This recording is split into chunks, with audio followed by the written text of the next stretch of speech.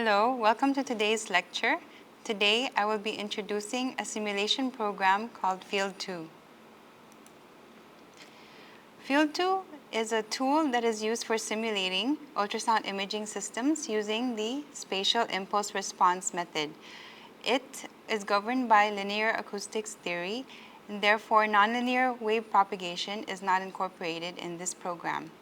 It also does not take into account multiple scattering and as well as reverberations. So here is a website that includes all the information you can find with the Field 2 simulation program. You can find it in field-ii.dk. And this website contains a lot of information incorporating the background, a user guide, as well as several examples that can be implemented using this program. Now here I show some steps on how to get started. First, you have to download the toolbox from the Field 2 simulation website. And here on the left menu bar, there is a download link here where you can download different versions of the program depending on your MATLAB version. The Field 2 website also has instructions on how to install the program. What it includes is a tar file will be downloaded to your MATLAB directory, which should hold the files. Then the file can be extracted by using this code here, gzip and tar, and that will be used to uncompress and extract the files.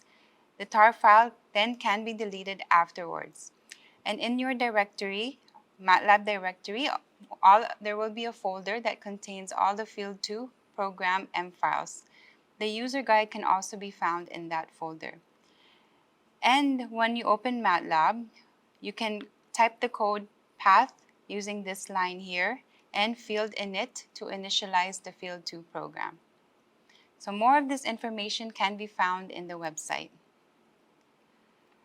The nice thing about the Field 2 software is that there's a lot of resources available in the website wherein you have a very comprehensive user guide that looks into the different commands and the different functions that are associated with simulating your ultrasound imaging system.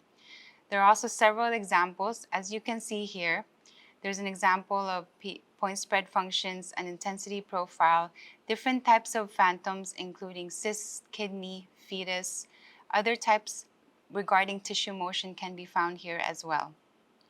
So I encourage you, after you go through this tutorial, to also explore these different types of examples in Field 2. So when you're running the Field 2 program, here I show the MATLAB interface where you have the directory set at the folder which contains all your M files as well as a user guide. You can either type the commands in your command window here, or you can open up a script where you can type down the code that is necessary to initiate Field 2 and run the different examples. So here is just showing you that I've created a script here. As of now, it's untitled in this screenshot. But the way to initialize Field 2 is if you can set up the path towards that Field 2 directory and type field init. Once this program is run, then you have an introductory text here that appears in your command window. Let's just know the toolbox a bit more.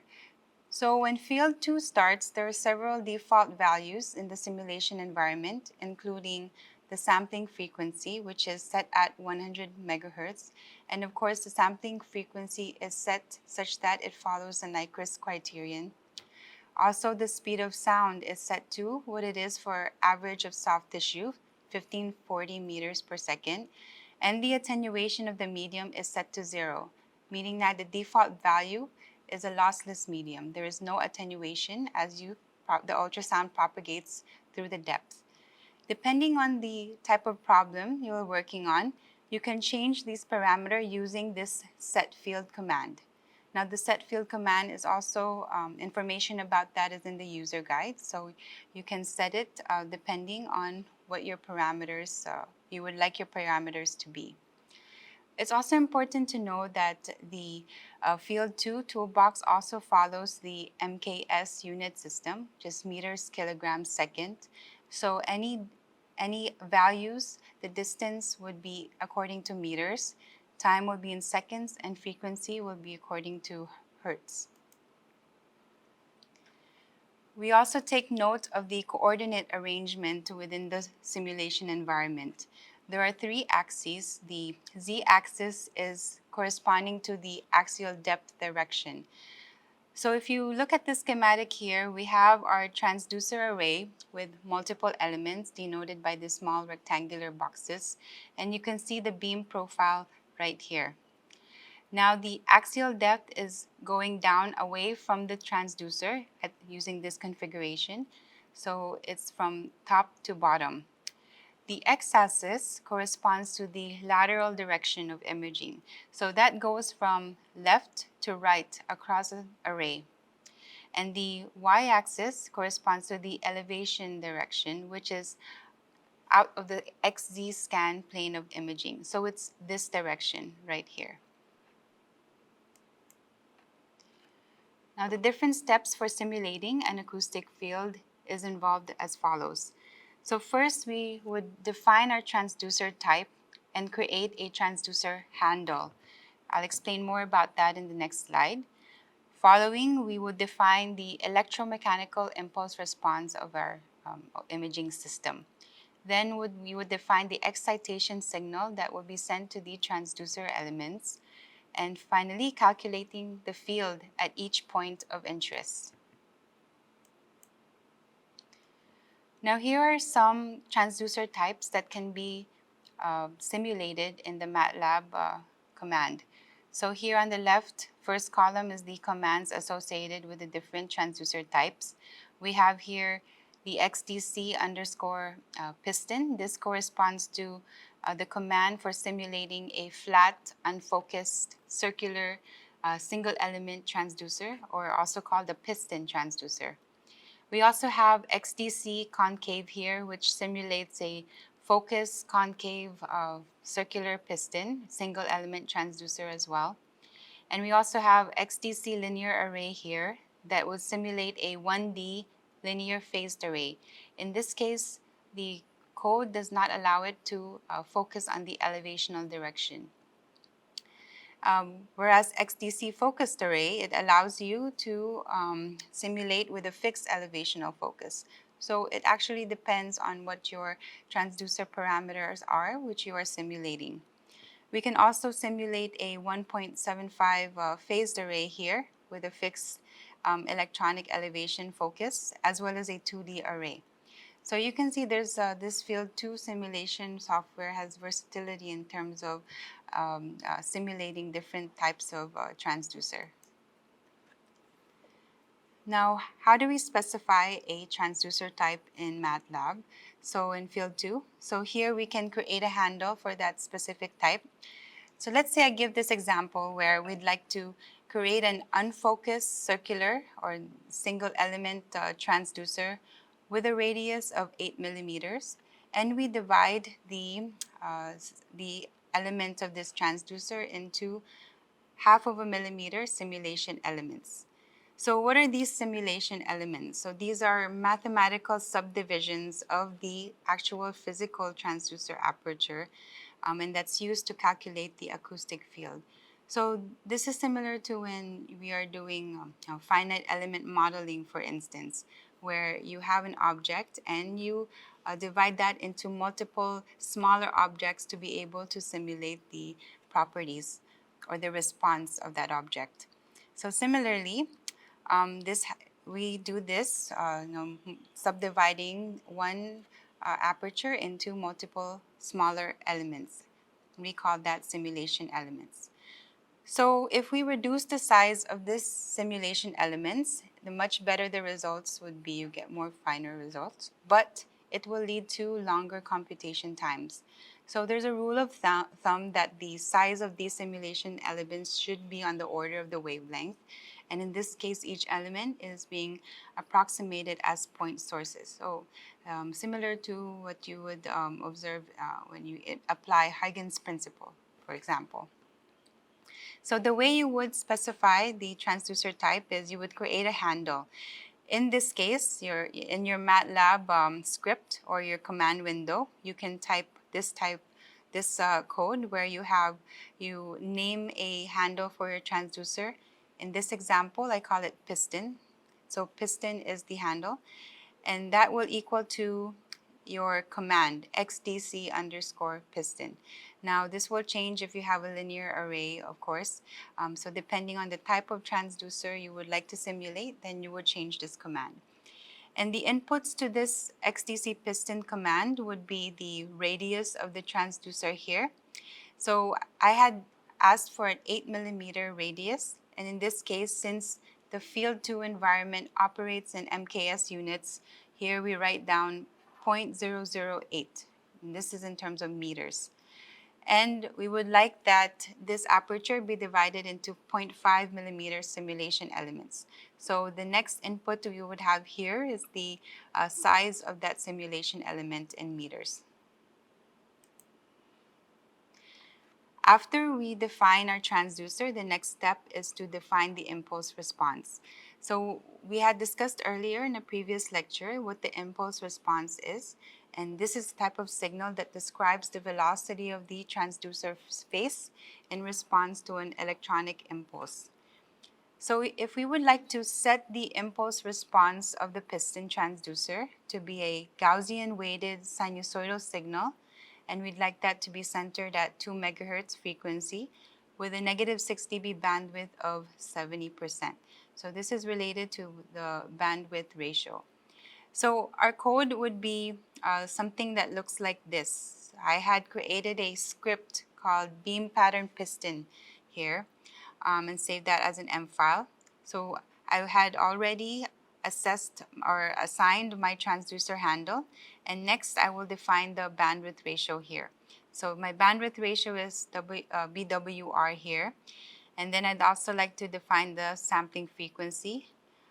Then this Gauss pulse command is in the signal processing toolbox of MATLAB, and this will help you simulate the samples of the impulse response.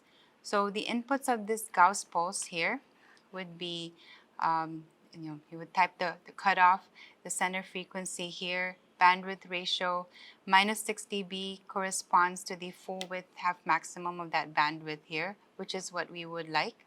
And this minus 40 stands for the decibel, dynamic range of your impulse response. So we would get this and create the frequencies components here. The range of the values in the time domain would be inputted here using the sampling frequencies and the time components here. Then in this case, we like to simulate, here I have 2.25 megahertz, and then the bandwidth ratio here. So apologies for this, this should be 2 megahertz. But nonetheless, you would run this impulse response. This is what you'd created. And the impulse response would be inputted here, and you'd also look into the transducer handle. The command for generating the impulse response is xdc underscore impulse right here. And you can see that in your workspace, you will get these important variables that will represent your impulse response on your transducer. Now this is what an impulse response would look like, right? You have some Gaussian weighted sinusoid, which you can observe here, okay? And in field 2, if you apply some, you multiply the amplitude by a certain factor, then the impulse response would scale according to that, that factor. So depending on your application, one would simulate it that way. After you have created your impulse response, the next is to define your excitation signal. And what this is actually the voltage signal that is being applied to the transducer. And you would do this by using this command, xdc excitation command here. So we would like that to set the circular piston to be driven by a 5-cycle long 2 megahertz sine burst. So this is a sine wave with 5 cycles, and we'll define that in our MATLAB user script. Here n psych equals 5, this number of cycles. We can find the sampling frequency, center frequency of the wave in this case is 2 megahertz. And we look at the time vector for which the would be used to for the timing of our excitation pulse. And then we would generate the excitation pulse here. Now this is a sine burst we had defined, so it's just the sine function of 2 pi center frequency times that time vector here. So you had created the excitation pulse, then you would put it in this DC excitation command, wherein you have you point the handle to your piston transducer that you defined earlier, and then you put the excitation pulse signal here. If you would like to display what the signal would look like at a point located 15 centimeters on the axis, so this is on the beam axis at 15 centimeters axial depth, then you can code something like this. So our calc_p function, this command actually computes the pressure amplitudes at different points in space. So depending on the location we'd like to compute, then we would input the location in this vector parameter right here. So the calc_hp command returns a vector of pressure amplitudes, which we call hp, and a time vector corresponding to the sample in the vector. So you can also compute the start time here, and we'll go through that a little bit further. In terms of the inputs of calc_hp, we would point to the handle, use this handle to point to our transducer, and then the location is, so this is an x, y, and z. So the first input of this vector would be x, second y, and this is z. Since we're looking 15 centimeters on axis, that's in the axial direction, which is our z direction, okay? And this is in meters right here. So we use the length of the pressure signal, the pressure samples that we would get, divide that by the sampling frequency of 100 megahertz, add that to the start time. So what that start time does is it would, when you generate the actual pressure signal right here as a function of time, then the first sample would start at the start time, which is actually, if you do a pulse echo calculation using our time of arrival or range equation, right? Time equals 2d over c, or twice the distance divided by the speed of sound. So the start time actually corresponds to this 15 centimeter distance right here. So that start time is needed to shift the pulse at the right timing. So here you just plot the signal according to this basic plotting function here, and so this is what we get. We get 5 cycles right here. Of course, it's not a complete sine burst that's evenly distributed, because it also depends on our impulse response, right? But this is what the pressure field would look like at that point in space. Now, if you want to create a two-dimensional map of that pressure field, so in this example, we want to create a map of the ultrasound field from -1 to 1 centimeter in the lateral x direction and 0.1 to 10 centimeters in the axial z direction. So this is the following MATLAB code here. The first thing we would need is to initialize the field points. So we would like calculations at several points in space. And in this case, for the lateral location here, we generate this vector from -1 centimeters or -0.01 all the way to 0.1 centimeter or 0.01 meters. And the subdivision or sublocations will be 0.5 millimeters. So that's what we have here. And then in the axial direction, similarly from 0.1 centimeters all the way up to 10 centimeters right here at 0.5 spatial locations difference. So then the next thing, after we have our vector of points, we will then initialize the matrix of intensity values here. So later on, we'd like to create an intensity map. And the way we would do that is at each point in space, right? We have this for loop right here that's gonna go through each lateral location in X. And it's going to calculate what the pressure field would be at that point in space.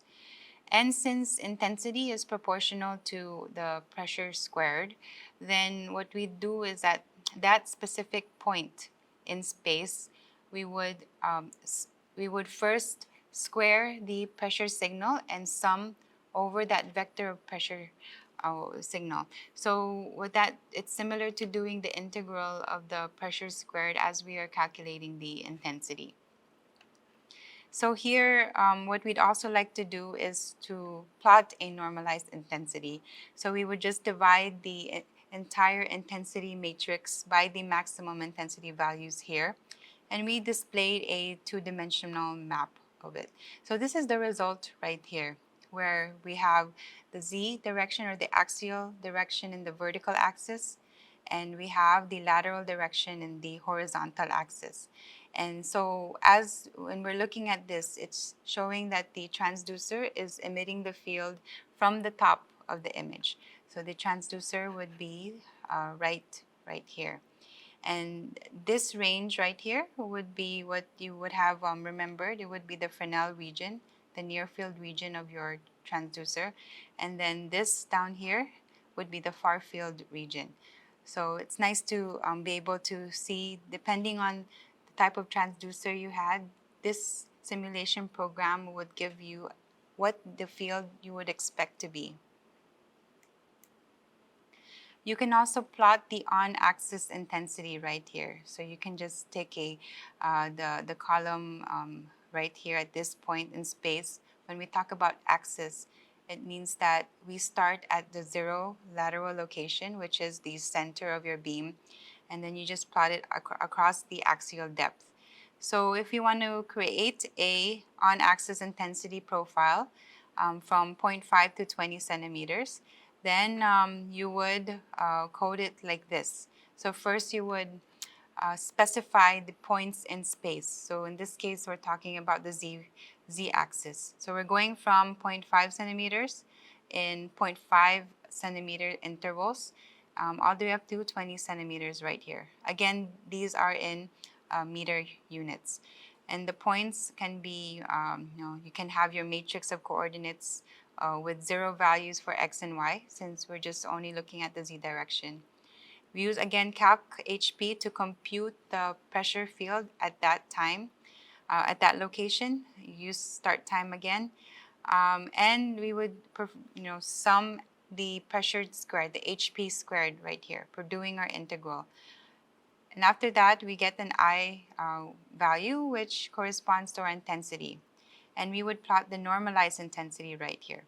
So this is the output of the code. And you will see that the x-axis normalized intensity as a function of axial depth right here.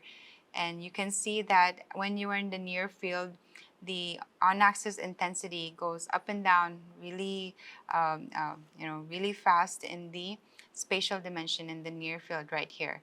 But as you go towards the far field, you notice that the intensity will climb up here all the way to the last axial maxima, and it would go, this intensity would attenuate because the beam is also spreading as you go further into the far field. So this is a nice way to visualize what your field would look like on axis.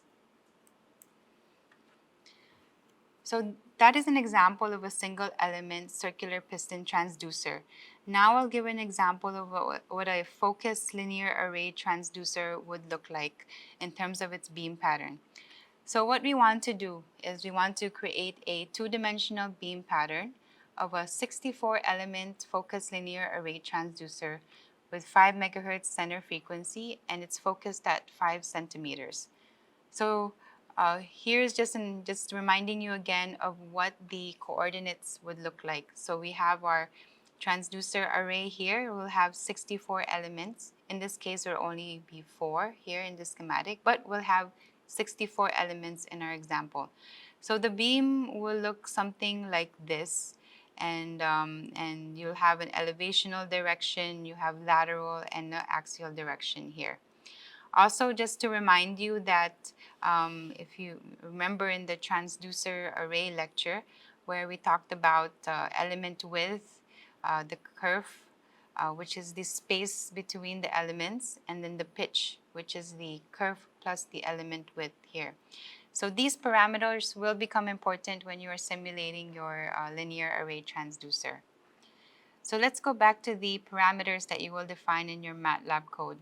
So first you have your sampling frequency here, 100 megahertz. The center frequency we would like to be 5 megahertz here, so 5e to the 6. Bandwidth ratio, we'll keep it at 70%. The number of elements are defined here as 64. And then we also like to define the elevation focus of 2 centimeters, so 0.02 meters. Depending on the transducer that you're trying to simulate, the manufacturer of that transducer would give you what the elevation focus is. So you can put that value right there. Also, elevation F number here, 6.5. The curve fraction, 0.05 right here. So fraction of element width, that is curve. So the fraction of this element width, or the pitch, that is actually the curve, okay?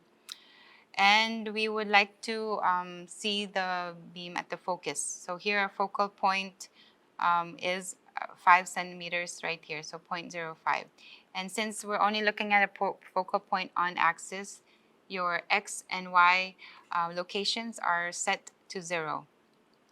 There are also some other parameters here that will be important when you are going to calculate others. For instance, the wavelength here would be computed by your speed of sound and your center frequency. You would also, to define the element width, you would need that wavelength parameter here, as well as, you can define an element height and the curve right here as well. Now let's create the transducer handle. So what we'll create here is the focus. To create a focused linear array transducer, we would use this command, XTC focused array. Depending on your transducer, you would go back to that table that I had described earlier, which looks at the different commands for the transducer type. So the inputs for this function will be the number of elements, the element width, element height, as well as the curve, elevation, focus. And there are 2 others here that relate to the number of subdivision, so simulation elements, okay, within that transducer element. So here I type 10 in the x direction and 10 in the y direction, meaning that for one element, I'm dividing it into 10 smaller mathematical elements in the x and as well as in the y direction. And another input is the focus here. So after we create the handle to our transducer, in this case my handle is now called TX, then we will set the impulse response, similar to what it was previously. So in this case, Gauss pulse cut off 5 megahertz right here. And also, apologies, it had missed here, this would be minus 6 dB. Similar to how Gauss pulse was, this code was defined in the single element transducer part. So we would create the impulse response here, minus TC to 1 divided by Fs to TC, comma, 5E6 right here, and the bandwidth ratio. Afterwards, let's say you wanted to, weight the type of pulse. So here in this case, you would like to apply a Hanning window, okay, Hanning weighted impulse response here. So we would just multiply that impulse response with the Hanning window of a similar length, okay. Then we would calculate the impulse response, again using the XDC underscore impulse right here. So after you set your impulse response, then you can generate an excitation pulse. Here, number of cycles is set to 10. So I'm exciting the transducer with a 10 cycle sine burst or sinusoidal excitation pulse, which we define right here. I would also like to weight that sine pulse using a Hanning function right here, and then calculate the excitation signal by inputting the transducer handle and the excitation pulse that we sent to the transducer. So these setting the impulse response, creating the angle, generating the excitation pulse, these are the common steps you would do first before viewing the beam of the transducer. So then we'd also like to define the spatial grid for the simulation. So in this case, the spatial grid would go from -1 to 1 centimeters with at 0.5 centimeter spatial intervals. In the z direction, we'll be simulating from 0.1 centimeter or 1 millimeter all the way up to 10 centimeters right here. Okay, this TP, the pulse duration, will be relevant for the next stage of the simulation. We then also initialize the intensity matrix because here we'd like to plot the beam intensity of the focused linear array transducer. Initializing variables helps to make the computation faster. So then now here we're calculating the beam pattern right here, where similar to the 2D beam pattern of the single element transducer, we would for loop through the different locations, lateral locations, and look at the points as a function of the axial locations as well here. So using this code, we will be defining the points along the z-axis at each axial or lateral x location. Okay. Then we would compute the pressure field at these points here using the calc HP function again, where we put the transducer handle and the points variable that looks to the locations of our in the field. Afterwards, we would like to compute the intensity here. If you would like close enough values to the intensity based on the pressure, you can divide by 2 times the acoustic impedance and the pulse duration right here. And then you would get the intensity that would be close enough based on a plane wave approximation. Then here you would normalize the intensity. You would get a normalized intensity variable here again. Then you would now plot the beam pattern according to your spatial coordinates right here. So this is how a focused linear array transducer intensity beam would look like, where you can see that there's a nice focal spot here at 5 centimeters, which we would have defined. And so for any focused transducers that you would simulate, then you would see a really high intensity beam, and the beam would be much thinner at the focal spot right here. You can also denote the focal region right here. And you can see near field right here, and then the far field would be farther in the axial direction. So I hope this lecture gives you a good overview of how to use Field 2, how to set up the program in your MATLAB environment. We've defined the transducer. We also know how to define the impulse response as well as the excitation signal to the transducer. We learned how to generate 2D intensity field maps of a single element transducer and a focused linear array transducer. So based on these, the coding is very similar to what it would be for other types of transducers that is supported in the Field 2 environment. If you want to know more about how to code from four different types of transducers, then I recommend going through the Field 2 website as well as looking through the user guide to help guide you on how to code. With that, we'll see you in the next lecture. Thank you.